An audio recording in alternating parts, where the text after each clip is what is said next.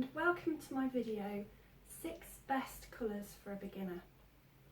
In this video I'm going to focus on guiding you through the minefield of selecting what colours to purchase. This video is perfect for you if you are a complete beginner to painting. Firstly, I'd like you to ask yourself these questions and be honest. Are you not sure what colours kind of go well together? Are you feeling stuck or overwhelmed by the amount of choice that's available to you? Perhaps you don't know where to start, or are you someone who doesn't want to waste money on buying colours that you're not going to use? These are all questions that my students regularly ask me, and I'll answer all of these in this video. As a bonus, I've also included the best way to set up your palette and workspace effectively. Plus, I will give you some basic tips on colour mixing to get you started. But first, a little bit about me. My name's Rebecca Jarman. I have a fine art degree through Stafford University, after which I gained a teaching qualification so that I could teach college age students and prepare them for university. Unfortunately, after a relatively short period of teaching, I found that the workload was starting to affect my health. I was diagnosed with fibromyalgia at the age of 16, which unfortunately limits my physical abilities. So rather than sort of despairing about the fact that I couldn't teach in the way that I'd always dreamed of, I kind of stayed positive and decided to work for myself and teach classes recreationally local to my area.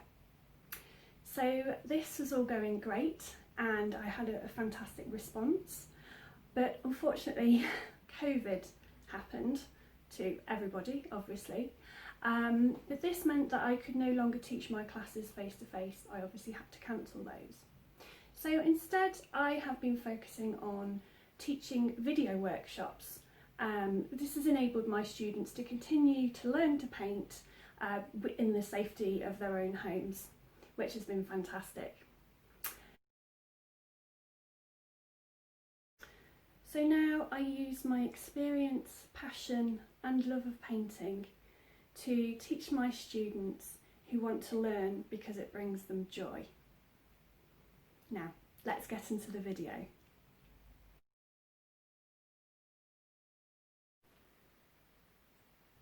Okay, so in this part I'm going to show you the 6 best colours for a watercolour beginner.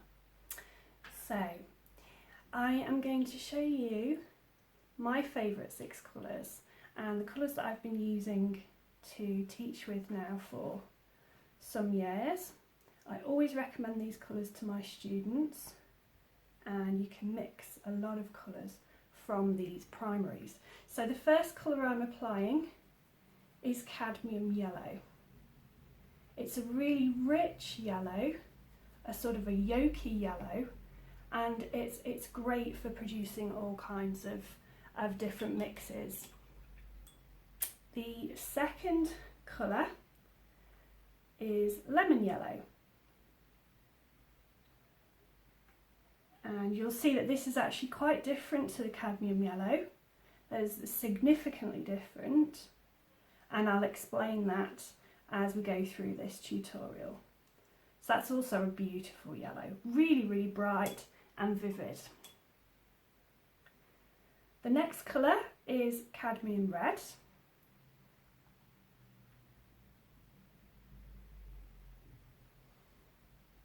This is another gorgeous colour. You can get some really rich mixes from this.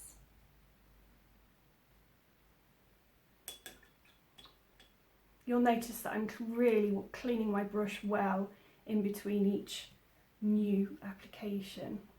So the next one I want to show you is called alizarin crimson. Again, totally different from the first red, and it will give you lots of different mixes.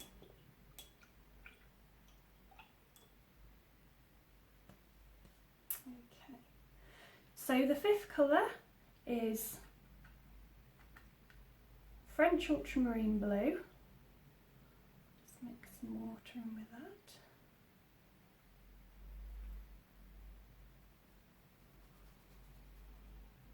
I just love all these colours. I use them all the time in my paintings. Look how gorgeous that is. Wash my brush off again. Clean water. And the final colour, colour number 6, is cerulean blue. So this is very, very different to this other blue I have. So cerulean blue is an opaque colour. It's absolutely beautiful. You can make some really, really nice greens from that blue. Okay, so that cerulean blue I mentioned is an opaque colour. The other colour I have in my 6 that's opaque is the cadmium yellow. All the other colours are transparent.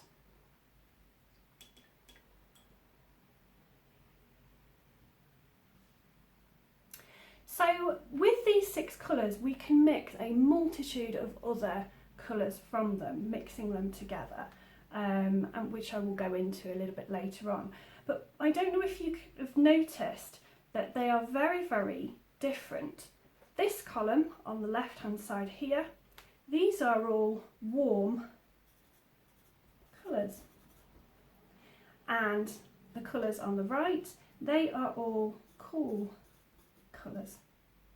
So this is quite significant. So when we are looking at creating a painting, it's really quite important, I suppose, to know whether you want to create an overall look that is cool or one that is warm. And knowing these basics will really help in the long run. So what I want to do now you've got those 6 colours, I want to show you the kinds of paintings that I create using those palettes. So first of all, I have these 2 paintings. So we have a warm painting and a cool painting. So the cat is much, much warmer in colour. We've got these beautiful kind of oranges, ginger colours going on. Lovely neutral kind of warm tone in the sofa that the cat's sitting on there. And again, a beautiful neutral kind of but warm tone in the background too. Now with the great tit that I've painted on this side, these are very cool, and you can see in the shadows they're even quite cool. You've got the blue tones and the green tones in the shadows there.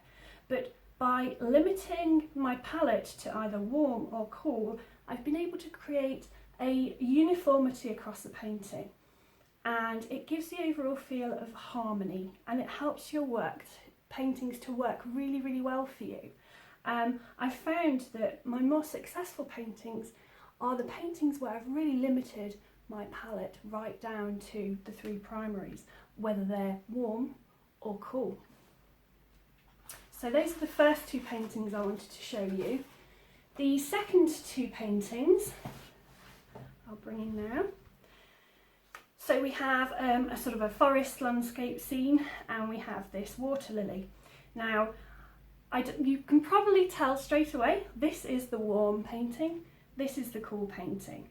So although this painting on my right is cool, although it has red colours in it, those reds are very cool. They have blue tones in them.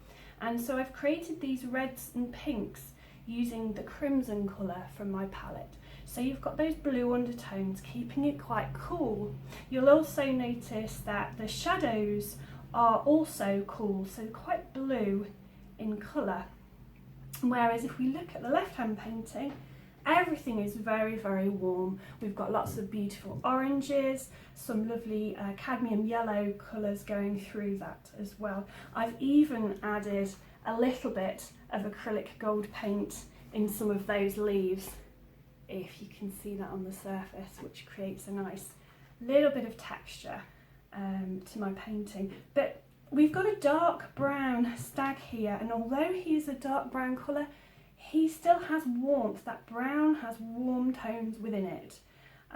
So we've got that overall balance again. So we've got the balance and the harmony of the warm colour palette, but we also have contrast. We have some pale colours and darker colours.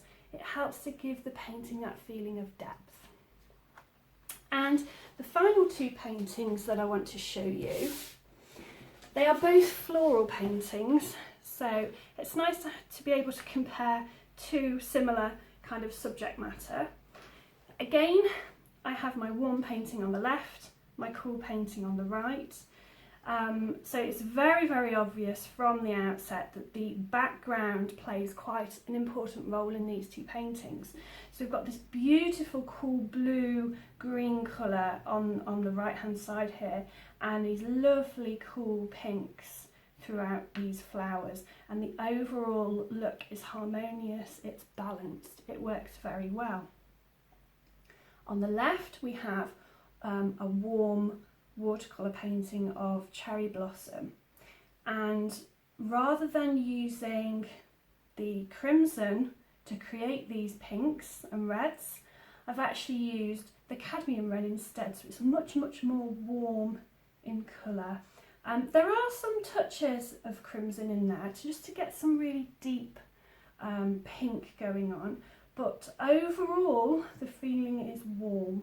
And we have that pink kind of undertones coming through the dark brown branches as well. So overall that lovely warm feeling, these beautiful warm leaves created by the cadmium yellow and a little bit of that ultramarine, French ultramarine in there as well, but predominantly the cadmium yellow. So it's a very, very warm painting overall. So I hope that gives you some idea as to how you can create a painting just by using 3 warm primary colours and 3 cool primary colours, and actually the range and variety of colours you can create with those 3 are actually, you know, it's limitless, to be honest. Okay, so that's great. So coming back to the 6 colours then, just to recap, we have our 2 yellows. We've got the cadmium yellow and the lemon yellow. We have cadmium red and alizarin crimson. And our 2 blues, we've got French ultramarine blue and cerulean blue.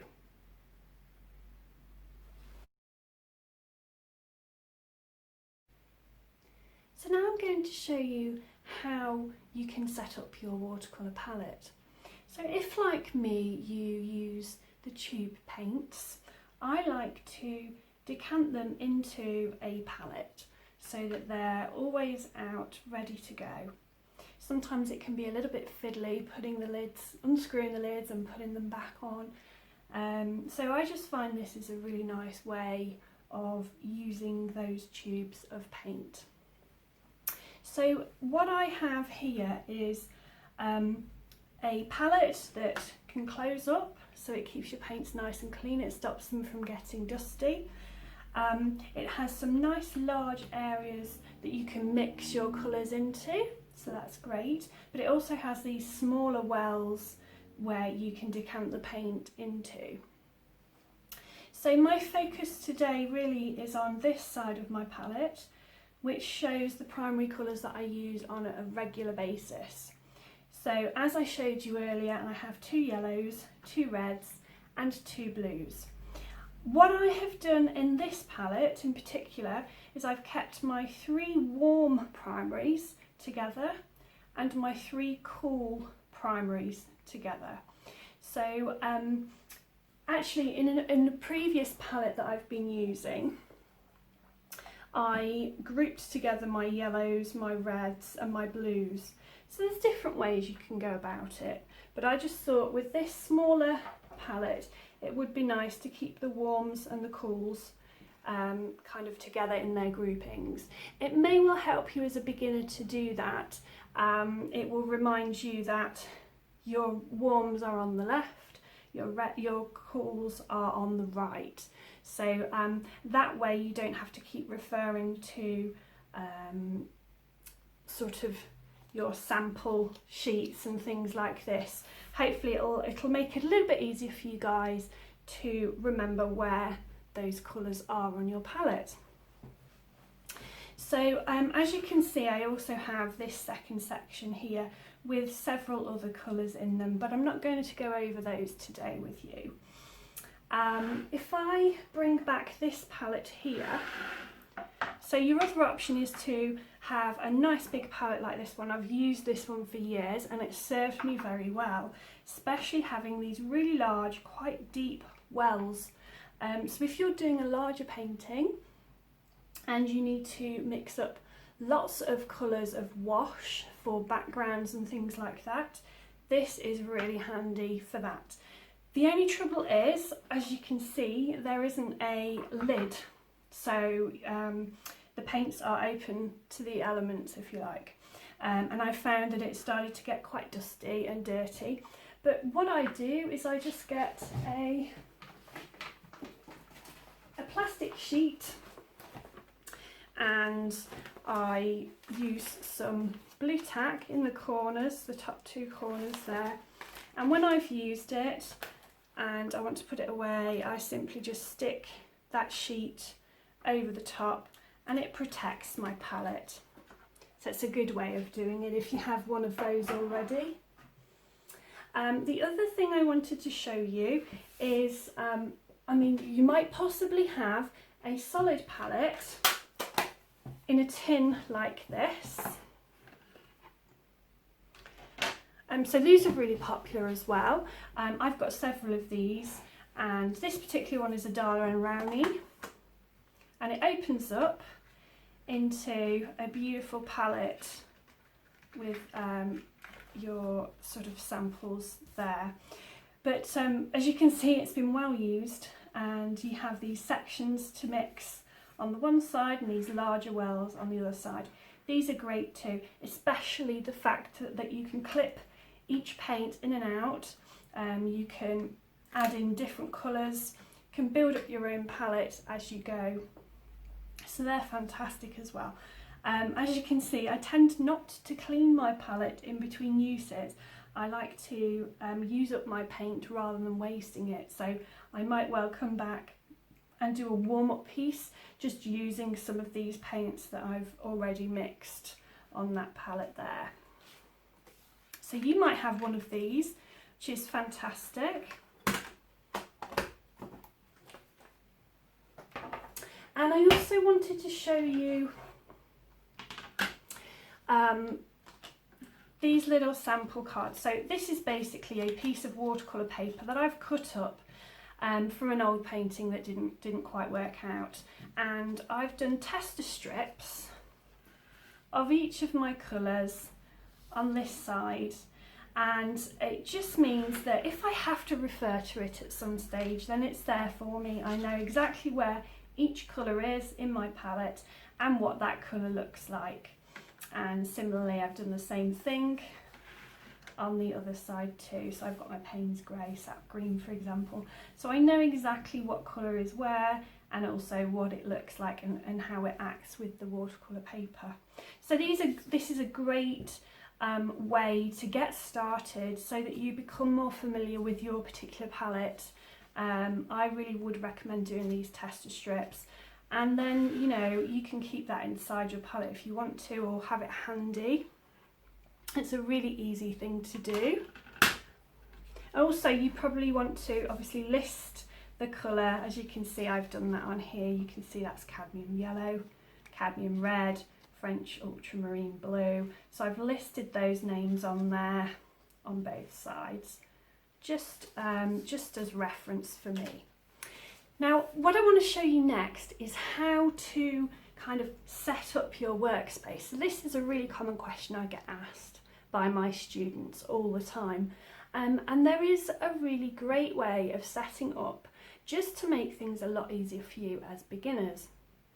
So firstly, if I set that aside, you are going to want some form of board to work on.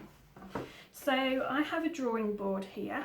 It has a clip on the one side so that I can slide paper underneath that, but in actual fact I don't use the clip. I mainly just place my watercolour sheet down and to tape it to the board. By taping the paper down, it means that it helps to prevent this cockling effect happening when I apply a lot of water and paint to the surface of the paper.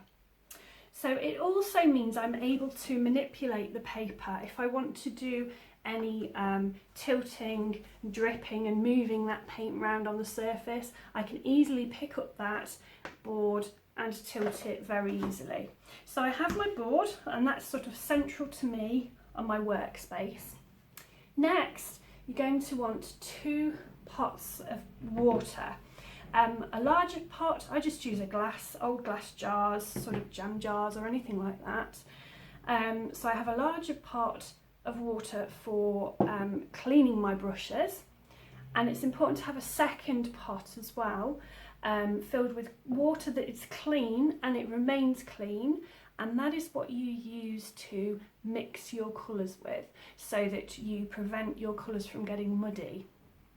So it's really important to have 2 jars of water. So they go on the right hand side at the top, out of the way.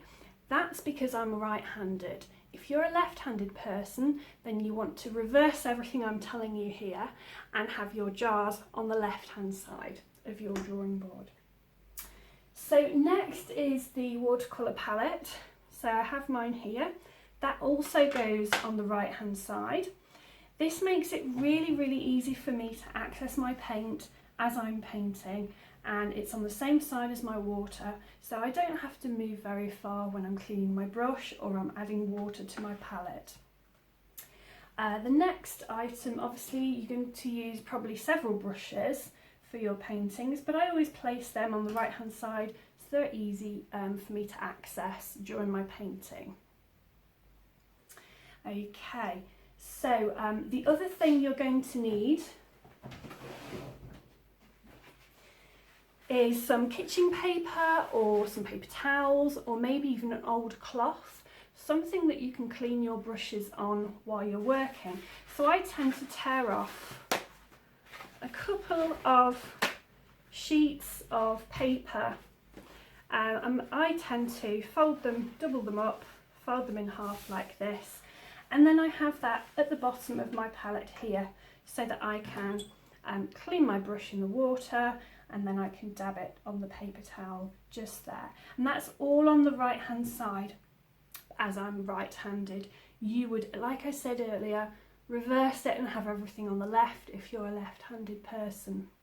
The reason that I do this is because if you could imagine me doing it the other way round, if I had my paint on the left, and water's on the right, and everything else, I would go from my water jar to my mixing palette, come back over here, and I could easily drip paint or knock the jars as I'm painting, and it just becomes a lot harder for me to work that way. It also means I'm leaning across my work a lot. You could easily sort of smudge your painting that way too. So yeah, I always set up my workstation in this way. Everything's to hand, and it will make it a lot easier for you guys if you do a similar thing too. So I hope that really helps. So we've looked at setting up your palette. We've looked at the 6 best colours that I recommend for a beginner like yourselves to use. We know whereabouts to put them in our palette. We've looked at a few different palette options, and we've set up our workstation ready to go. So next I want to show you how to think about colour mixing.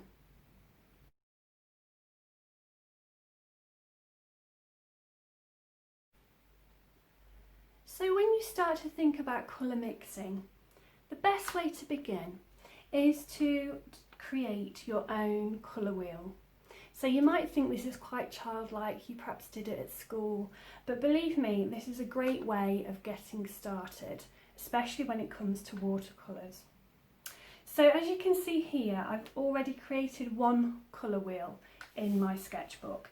So this is using the warm primary colours, and I've simply created a 6-sectioned circle and placed in the primaries and the secondaries that they create.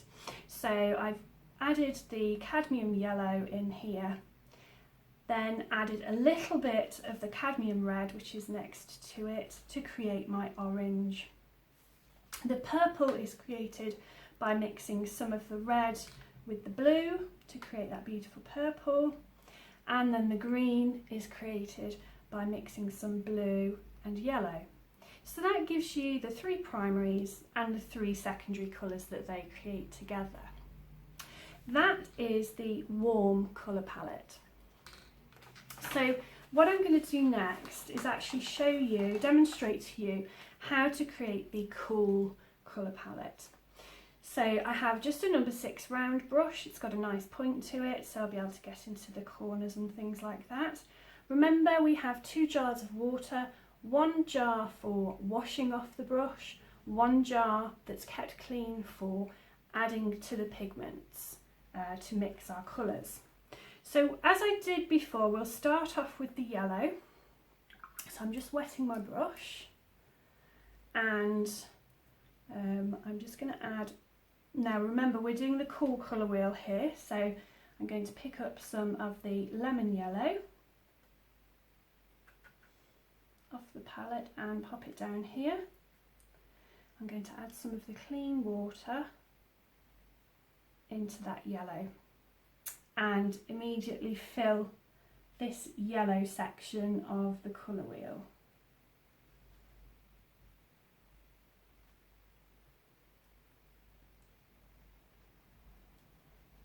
So you can take as much time as you like just filling this out. Now there's several things you can do here. There's different ways of going about it. You could do all 3 primaries to begin with, so I could finish with my yellow and then start on my red and fill out the blue. Alternatively, I like to do it by starting off with 1 colour, so this time it's yellow. Next along on my colour wheel is orange, so I've already got yellow on my palette. I'm going to clean off my brush and I'm going to pick up a little bit of red and add it to that orange, the yellow that's already on my palette. Oh, I've just realised, excuse me guys, I've just gone into the wrong red. Okay, so that's because I'm talking and obviously trying to paint at the same time. So let me concentrate. So let's pick up some more of the lemon yellow. So it's very easily done. Going into the wrong colour there. So I have yellow on my palette. I'm cleaning that off in the large jar of water. And then I'm going to go into my cool red, which is the crimson, picking some of that up, adding it into that yellow, and it creates an orange colour. Okay, so now I'm going to fill in the orange section on my colour wheel. I could make this a little stronger, so just clean off my brush, use the paper towel there to dry my brush. I want some clean water. I'm going to go back into the lemon yellow, pick some more up. I just want to strengthen this a little bit. So I'm going to take off that yellow, clean off my brush, pick up some more clean water and pick up a bit more of that crimson. Here we go. So we now have a bit of a stronger colour than I had before. So this is better, and I'm just going to apply that orange colour onto my colour wheel. Okay, so it's a little bit stronger. So what I did was I added more pigment, more of the paint to my mix, which gives me a stronger colour. Okay, so that's the orange. Now the next colour along, of course, is red. So I don't want to go to my crimson and add it to this orange. It's red on its own, it's a primary colour, so I want to start from scratch. So clean water into the crimson. Some of that crimson on the palette. There we go. And then fill in that next section of the colour wheel.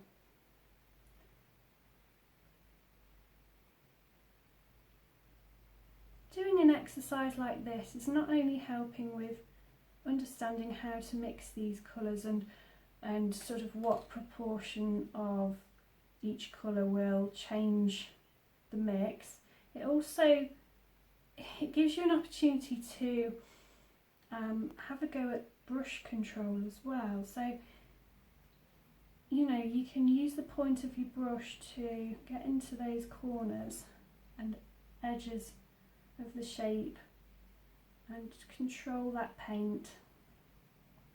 So if I did this on a smaller scale, then obviously it would be a lot trickier to get into those corners.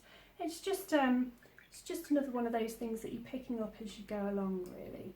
Another tip for you guys would be to turn your sketchbook around, and that will make it easier as well. So if I came to paint the blue next, for example, I might want to turn it this way just to make it easier for me.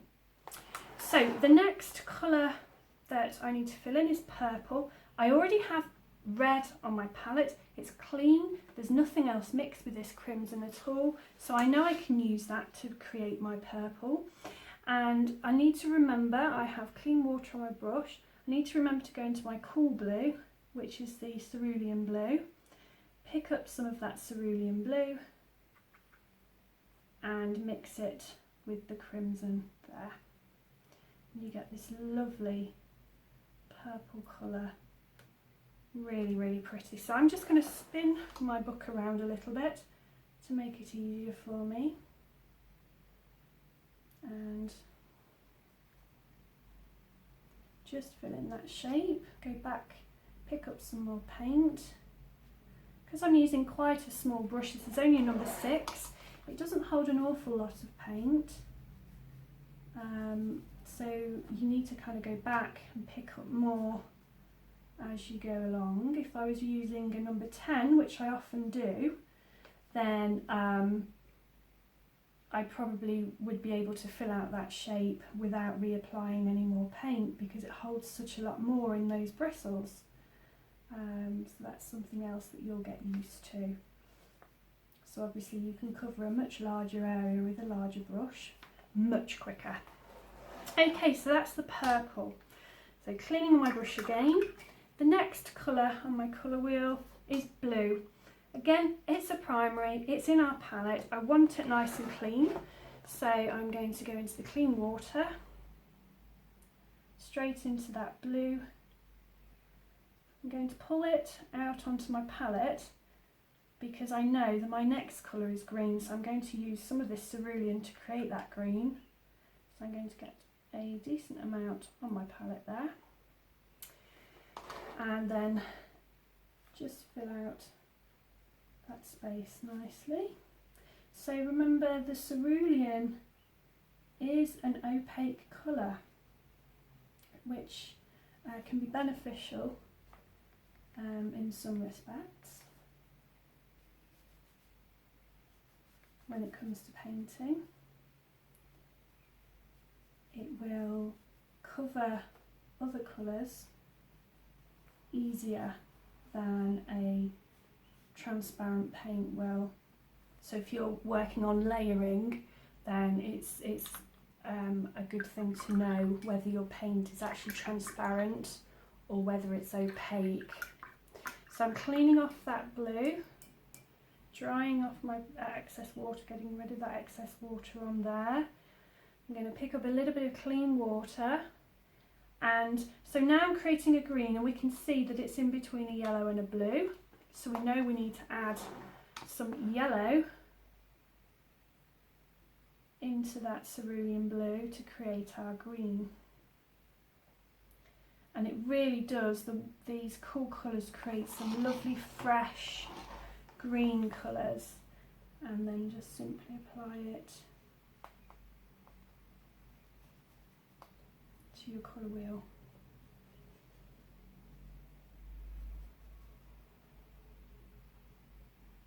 I'm just going to add a little bit more water so that I've got enough paint to fill the shape.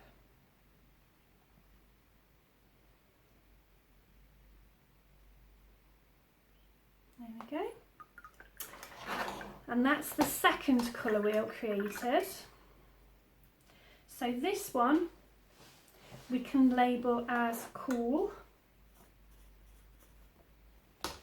and if you want to, just as a reminder, you can add the colours in there. So this one was alizarin crimson,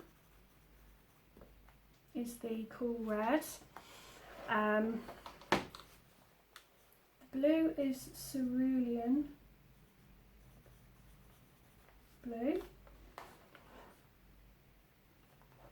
and the yellow is lemon yellow, so we can add that there. And obviously the orange, the green and the purple in this case are secondary colours mixed from those primaries. So if we go back, we now have a warm colour palette and a cool colour palette. They are both very, very different. So we get some lovely purples with the cool colours. If you look back to the warm colour palette, the purple is actually very muddy and quite brown actually in colour. And that's because the warm red kind of has a little bit of yellow in it, which turns it much more orangey. And of course that way we've got red, yellow and blue, and we all know that those three primaries make a brown. So therefore the purples created by this colour palette tend to be a little bit brown in colour. The red in the cool palette is crimson. That has touches of blue in it. So we know that this will create a lovely purple colour.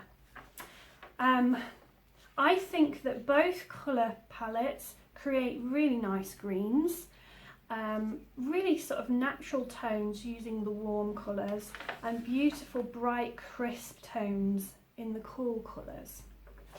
Then the orange, the warm colour palette creates a really nice kind of traditional orange that you're all kind of aware of, that you see. And then the cool, it's not too different. It's because it has the red, the crimson, which I said a second ago, it has a little bit of blue in there. So therefore you've got the red with a bit of blue in it and yellow, which turns it a little bit brown. So therefore the orange that the cool colour palette gives us is a little bit more muddy. So just by creating your secondary colours from these 6 primaries, you can see which colours are going to give you the better secondary colours that you're after. So if you're creating a painting, for example, that is floral and bright and crisp, then you may well want to be looking at the cool colour palette. If you're creating a landscape that's kind of quite moody and has a lot of natural tones, then a warm colour palette might be more suitable. So hopefully that's given you a taster into the first steps of mixing colours. Now I will be creating an in-depth tutorial about colour mixing, which you might well be interested in the future, so keep your eyes open for that. I will let you know, I'll get in contact with you and I'll let you know once that goes live. But this just gives you a basic understanding of using 2 colours to create a 3rd colour.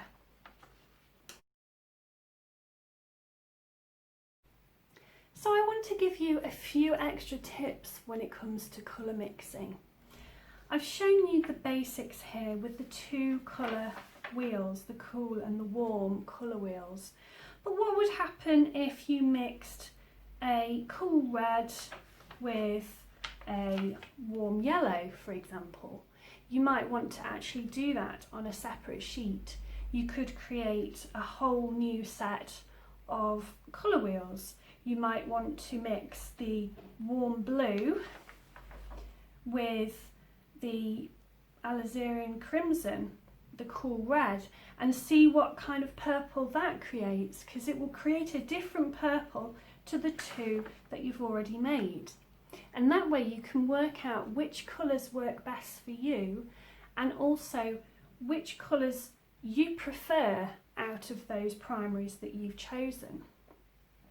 So another thing I want to show you now, this is an exercise that is really, really useful for any beginner to painting.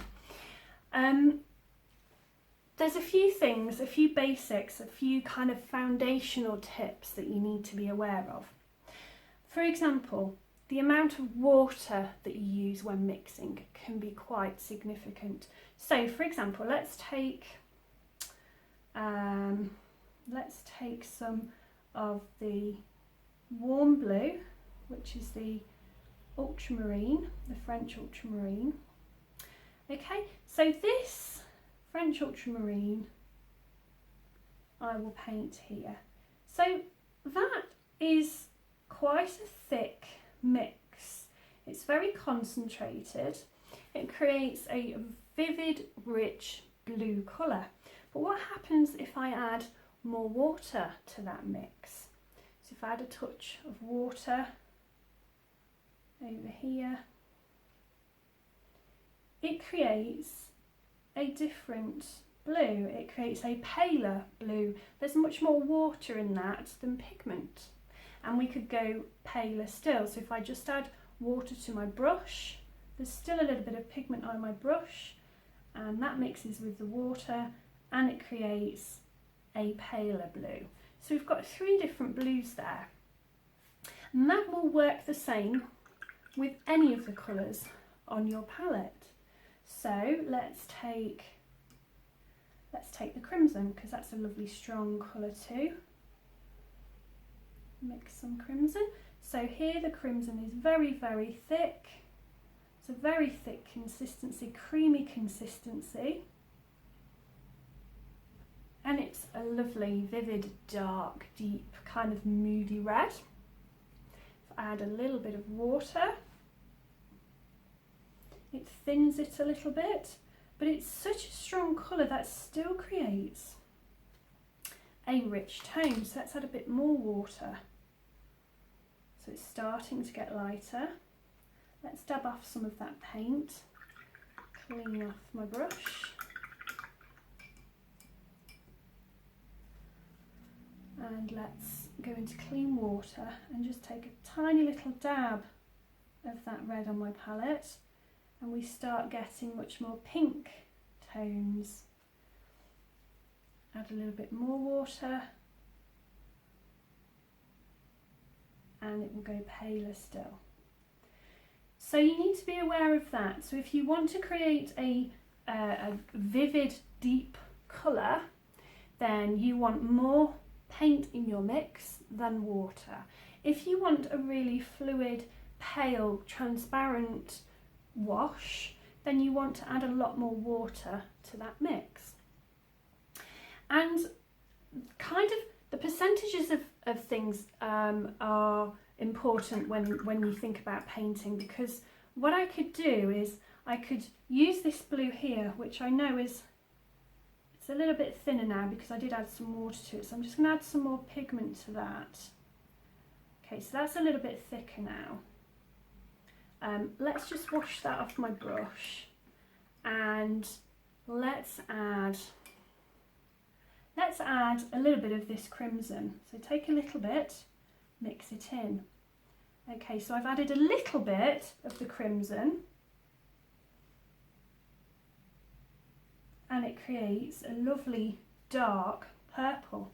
If I wash my brush again, wipe off the excess, add a little bit more of that crimson into that mix, and it will give me a slightly more red purple colour. If I do the same again, clean off my brush, add all of that crimson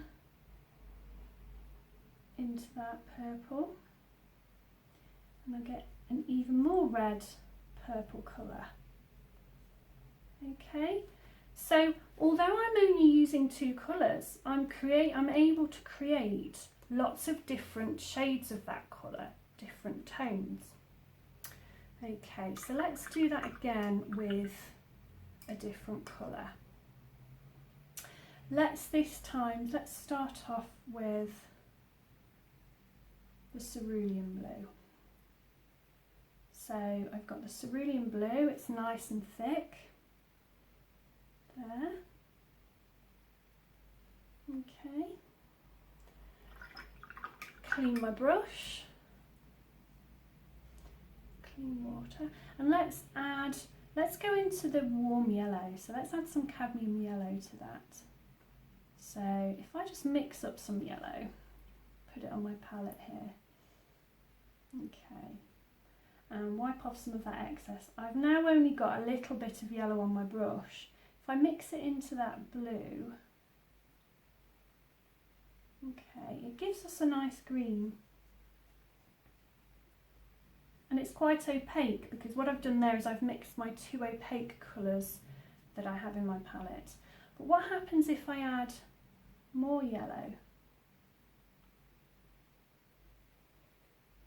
I get a lighter green, I get a much more yellow green, and I can keep going until I get a very yellow green colour.